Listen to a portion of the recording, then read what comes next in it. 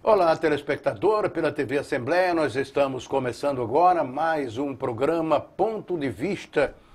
Hoje o nosso Ponto de Vista vai conversar com Robério Cavalcante.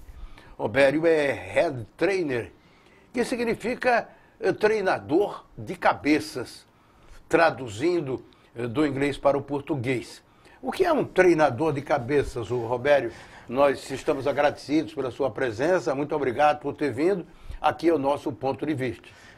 Primeiro agradecer a presença aqui também, para mim é um prazer enorme estar aqui conversando um pouco mais sobre esse assunto tão encantador, né, que é a possibilidade das pessoas evoluírem. E a evolução é sempre um tema que a gente costuma dizer que não tem fim, né? Porque o ser humano ele está em constante evolução. De aprendizado. Isso, com certeza. A gente aprende com tudo, né? E, na realidade, esse termo Head Trainer são dedicados a profissionais que trabalham facilitando uma forma das pessoas enxergarem o mundo de uma maneira diferenciada, né? A gente trabalha no INEX, que é o Instituto Nacional de Excelência Humana. Hoje o INEX ele já abrange todo o Brasil. Também nós temos o INEX na Europa, em Portugal, e temos também um INEX nos Estados Unidos, onde a gente faz um trabalho, onde a gente trabalha com uma ciência chamada programação neurolinguística, né? E hoje o INEX é o maior instituto do mundo com base nessa ciência, tá? E é exatamente isso que a gente trabalha, digamos assim, facilitando, ajudando as pessoas a encontrarem um potencial que existem dentro delas, que muitas vezes estão esquecidos. A vida vai passando, as pessoas vão vivendo de uma maneira cada vez mais corrida, cada vez mais distante daquilo que as faz verdadeiramente felizes.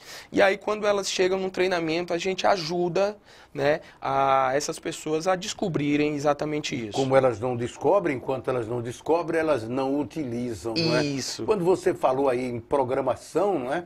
Eu fiquei aqui me lembrando, quer dizer, os primeiros passos dados em relação a computadores eram de pessoas que se tornavam digitadoras ou programadoras. E o programador de um computador é o cara que faz com que o computador adote uma linguagem para traduzir aquilo que ele quer extrair do computador. O ser humano ainda não está preparado por ele próprio a ter uma programação da sua própria cabeça, nesse sentido de trabalhar, extrair dele mesmo aquilo que ele tem de melhor? Olha, na realidade é o contrário, né? Na realidade o ser humano está preparado para isso. Na realidade, tudo que a gente faz hoje é uma espécie de programação. Então, por exemplo, você escova os dentes todos os dias. Você, com certeza, escova os dentes todos os dias da mesma forma. O que é isso? Isso é uma programação. E muitas dessas programações estão localizadas no nosso inconsciente. Então, se eu perguntasse aqui para você como você escova os seus dentes todos os dias, inicialmente você teria uma dificuldade de me responder, porque isso não está no seu consciente. Você teria que pensar, analisar. Então, o que acontece? Você faz sem perceber. Aquilo é quase que mecânico, automático. Isso, é uma programação mesmo, né? E essas programações não existem só para escovar dente, por exemplo. Existe da forma como você se vê. Pessoas que têm uma baixa autoestima, elas podem estar com sucesso, elas podem estar com uma família equilibrada, elas podem estar com a saúde equilibrada, mas dentro da mente dela existe algo que a faz a ver de uma maneira baixa, de uma maneira menor. Então, isso também é uma programação. Existe programação para tudo, né? A forma como você toma banho, a forma como você fala, a forma como você anda, a forma como você se expressa. E essas programações, ela vem desde a nossa infância, né? Eu costumo dizer que a gente compra crenças, e crenças aqui não são crenças religiosas, são crenças naquilo que eu acredito, que me faz ter a atitude de ir em busca das coisas ou não. Elas vêm dos nossos pais, dos professores, das pessoas que têm, digamos assim, um maior poder pessoal com a gente. E essa programação que nós trazemos conosco é que muitas vezes precisa mudar para que as pessoas tenham... E isso vai também do escovar dos dentes, do caminhar, da direção que eu faço todos os dias até chegar ao trabalho e a voltar. aí eu encontrar uma forma de fazer aquilo melhor? Sim, sim. Na realidade, a nossa mente, ela sempre tende a ir o que nós chamamos de zona de conforto, né? Ou seja, você sempre vai tender a fazer sempre as mesmas coisas. Ou seja, você sempre vai tender a ir para a sua casa, ao trabalho pelo mesmo caminho, você sempre vai tender a escovar os dentes da mesma forma, porque isso já se formou um caminho neurológico. Então, uma das formas que você tem de melhorar essas programações é fazendo coisas diferentes, por exemplo, coisas simples, mas que criam novas ligações neurais e faz com que você vá expandindo a sua mente. Por exemplo, se você é destro, escovar os dentes com a mão esquerda vai lhe trazer novas conexões neurais. E com isso a sua mente expande, abre um pouco mais, você fica, digamos assim, mais ativo, você passa a enxergar de uma maneira diferenciada as coisas. E isso, esse fugir da rotina, esse do modificar o trajeto, a forma de fazer, é até recomendado pela medicina em algumas situações para as pessoas que começam a apresentar alguns sinais de esquecimento para poder exercitar o cérebro. Ou seja, é algo também científico. Sim, né? Aliás, o treinamento, o instituto, né, ele é totalmente científico. Não tem nada de achismo, não tem nada de esotérico, não. É uma ciência, né, na qual ela consegue fazer com que ela entende a forma como a gente pensa, como a gente assimila as coisas do mundo externo e como a gente administra isso na nossa mente.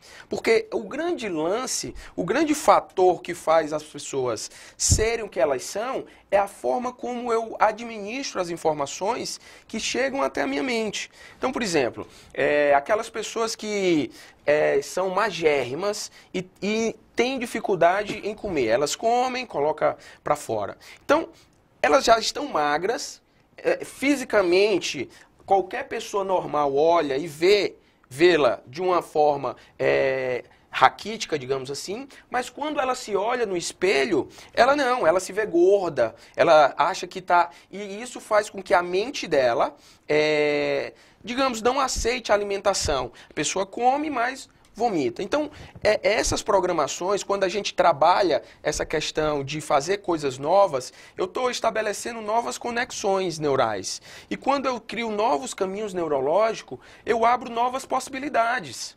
Então, por exemplo, de repente você trabalha numa empresa onde o seu patrão, o seu chefe, digamos assim, a única ferramenta que ele tem para tratar com as pessoas que estão ao redor dele é uma forma rude, né? Uma pessoa que é rude. Então, o que acontece? Aquilo é a única ferramenta que ele tem para lidar. Isso não significa que ele é uma pessoa boa ou uma pessoa ruim.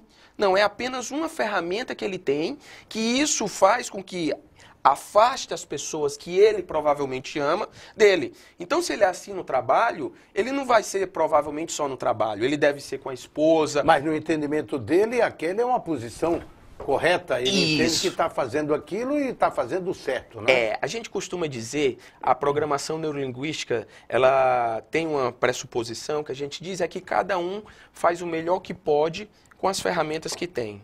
Então, ele ali está fazendo o melhor dele. Tenha certeza disso. O que está faltando para ele é o quê? Novas ferramentas. É como eu chegar para você e dizer assim, pegar uma colherzinha de sopa e dizer, olha, viva a sua vida somente com essa colher de sopa. Na hora que você precisar cavar um buraco, você vai cavar com essa colher de sopa. Mas na hora que você precisar mexer um café, vai ser com essa colher de sopa. É diferente, por exemplo, de eu chegar para você e dar uma pá, uma retroescavadeira e uma colher de sopa. Na hora de mexer o café, você vai mexer com a colher de sopa. Na hora de cavar, você vai cavar com uma retroescavadeira e com uma pá, digamos assim. Então, ser rude não é um problema. O problema é só ele ter só essa ferramenta. Então, ele teria que ter outras ferramentas. Por exemplo, o amor, o carinho, a atenção, a compreensão. Ou seja, ele pode também ser rude. E isso, na realidade, todo comportamento ele é útil. Então imagine você tem uma pessoa que está ali humilhando, lhe colocando para baixo, está fazendo, a todo momento está fazendo com que você fique para baixo. Naquele momento, naquela situação específica, ser rude vai lhe ser benéfico, porque ali você vai estar se protegendo, você vai estar elevando a sua autoestima. O problema é eu ter somente essa questão de ser rude. E aí na hora, é igual a história da colher, na hora de ele ter carinho, dele ter atenção, de ele ter paciência... Ele não sabe ter. Isso. Ele não vai ter. Saber, ele sabe. Porque será que pelo menos uma única vez na vida ele já não foi carinhoso? É quase que impossível, né? Será que pelo menos uma única vez na vida ele não manifestou o amor? A nossa essência maior é o amor. Então é impossível que a pessoa não saiba. Na realidade, naquele momento, ela está afastada desses recursos. E aí, o treinamento que a gente faz é fazer com que a pessoa, lidando com essas emoções básicas do ser humano, que são o medo, a raiva, a alegria, a tristeza, qualquer emoção que você possa sentir na vida, ela é proveniente dessas 4 emoções, mais um binômio de atração e repulsão. Ela deriva qualquer outra emoção. A insegurança, a intolerância, a impaciência. Por exemplo, o que é a insegurança? É o medo com um pouquinho de tristeza. Então, quando ela compreende melhor essas emoções, ela vai poder lidar melhor com as coisas e com as pessoas que estão ao redor dela também. Agora, isso a pessoa traz, ela própria já traz, ou muitas vezes esses sintomas de raiva, de medo, de ser rude, isso também vem da criação. A educação é o princípio de tudo que faz com que as pessoas apresentem essas diferenças. Digamos assim, as programações, elas são criadas a partir das nossas vivências, né? Então, por exemplo, uma criança, qual é a maior referência que ela tem de educação? Muito provavelmente vai ser os pais. Então, a forma como os pais educam, a forma como os pais a programam, faz toda a diferença, mas não são só os pais, né? Por exemplo, tem os professores também, né? E tem a vida dela como um todo, os colegas, os coleguinhas na escola. E ao longo da nossa vida, nós vamos adquirindo essas crenças, volto a salientar que não são crenças religiosas, mas são crenças daquilo que eu acredito, crenças que a gente chama de limitantes, e temos também crenças possibilitadoras. Crenças que faz com que a gente possa ir mais além, que a gente vá em busca, mas também tem crenças que nos limitam. Eu não vou fazer aquilo porque eu não me acho capaz. A maioria das pessoas que não tem sucesso na vida não foi porque elas fracassaram propriamente dita, foi porque elas nem começaram. Não tentaram, não acreditaram que poderiam. Exatamente. Então o que é que isso gerou? Uma paralisação. Então muita gente, elas estão paralisadas, não por falta de capacidade, mas por falta de uma mentalidade positiva, uma mentalidade onde eles possam pensar que pode ir além, fazer acontecer. Porque, imagine você, o medo, Roberto, é bom? De repente você pode me perguntar, ter medo é bom? Eu lhe responderia, depende. Depende. Pode ser bom. Isso. Pode ser bom. Se eu estiver em cima de um prédio de 50 andares e não pular porque eu tenho medo de morrer, então isso é um medo bom. Porque ali está me protegendo do caso de morrer. Agora, se tudo que eu for fazer na minha vida eu tiver excesso de medo, será que é bom? Não. Por quê? Porque isso vai me paralisar. Ou seja, eu tenho que tomar uma decisão que é importante na minha vida, que vai fazer com que eu vá além. Não vou tomar porque eu não sei o que eu vou encontrar pela frente. Eu prefiro ficar aqui onde eu estou. Então, às vezes, a pessoa deixa de experimentar o melhor porque tem medo, excesso de medo. A tal da zona de conforto a que você se referiu. Roberto, eu vou fazer um pequeno intervalo no ponto de vista. Daqui a pouco eu quero saber como é que você se tornou esse treinador de cabeças. Você já passou por isso tudo aqui que você está falando com a gente? Você tinha também essas dificuldades que nós estamos comentando aqui? É só um minuto, o ponto de vista volta já aqui na TV Assembleia.